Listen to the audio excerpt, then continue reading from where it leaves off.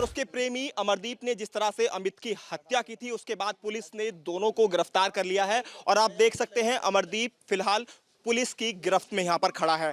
अमरदीप, जानना चाहेंगे किस तरह से आपने इस पूरे हत्याकांड को प्लानिंग की, क्या कैसे एग्जीक्यूट किया और सांप को कहाँ से खरीदा? सर, अमित से कुछ दिन पहले मेरी राड हुई थी 20 मार्च को, जिसमें मेरा हाथ काटा गया था। तो उसी दौरान अमित ने मेरे पीछे कुछ लड़के लगा दिए, जिसके साथ वो अपनी बहू के साथ रविता के मारपीट करता था, मेरे नाम से टॉर्चर करता था उसको। तुम्हारे संबंध थे रविता से? जी। प्रेम प्रसंग था? जी। कब से? ऐसे कोई 5-6 महीने। 5-6 महीने। तो तुमने ये कैसे सोचा कि उसको रास्ते से हटाया जाए और इसके लिए सांप का इस्तेमाल किया जाए? ये कहाँ से सोचा? प्लानिंग कहाँ से आई है?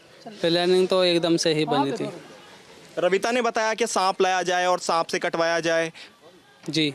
मारा किस तरह से आप था दोनों ने मिलकर उसको, अमित को? सो रहा था जब उसका गले दबा दिया गया था। इस खौफनाक वारदात के बाद न्यूज नेशन की टीम मौके वारदात पर पहुंची। हमारी टीम मृतक अमित के घर पहुंची। वहां पर हमारी टीम ने अमित के पिता विजयपाल से बातचीत की। अमित के पिता भी अपनी बहू की कत्ल वाली साजिश के खुलासे के बाद से हैरान हैं। उन्हें विश्वास नहीं हो रहा कि उनके बेटे की मौत सांप काटने से नहीं बल्कि रविता के डसने से हुई थी। भाजी, हमने तो ये देखा, जब लड़का चाय लेकर आया तो उन्होंने कहा चाय पी लो, चाय पी लो। कोई नहीं बोला। कपड़ों में उगाड़ा, सांप दिखाई दिया। उनने रुक के मचा दिया, पापा काट लिया सांप ने। रुक के मचा, हम भी हमारे बस के उठना चलना नहीं। शायद उंगे से उठ के आए, देखा भाई कहाँ गया सांप। भीड़ ज्यादा इकट्ठी होगी, हम तो देख भी ना पाए। भीड़ में हम गिर जाते। चला हम 75 नहीं खड़ा हुआ अंदर।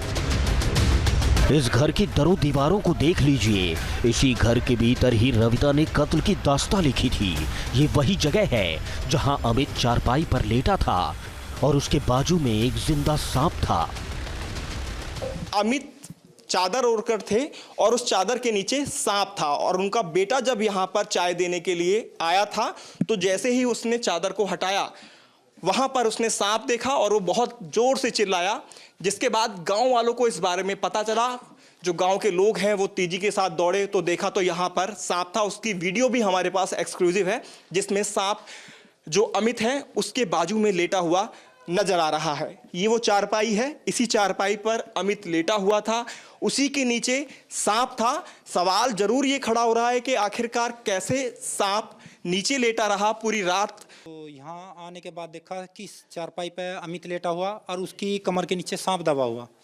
तो उसे काफी लोगों ने सोचा भाई इसे सांप को निकाल लो, वो जिंदा था। सांप से सभी डर रहे थे। जिंदा कौन था उस समय? सांप जिंदा था। अब अमित जो नहीं लेटा हुआ, हमने सोचा अमित जिंदा है।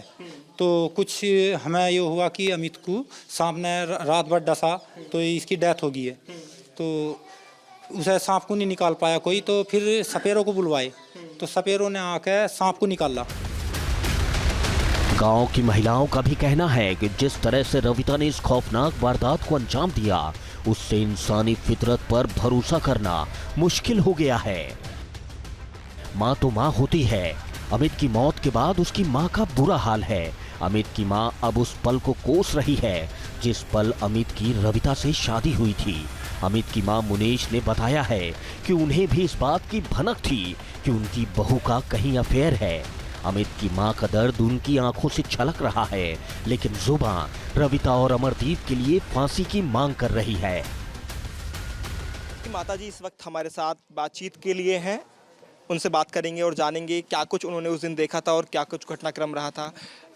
रविवार की सुबह जब ये बात बताई गई उनके बेटे के द्वारा कि सांप ने पापा को काट लिया है, क्या कुछ आपने देखा था? आप घर में मौजूद थे? हमने आकर तो जब सांप ने तो कट्ठा ही नहीं, हमने देखते ही कहा क्या सांप ने नहीं कट्ठा, यो मारा वाया है सांप।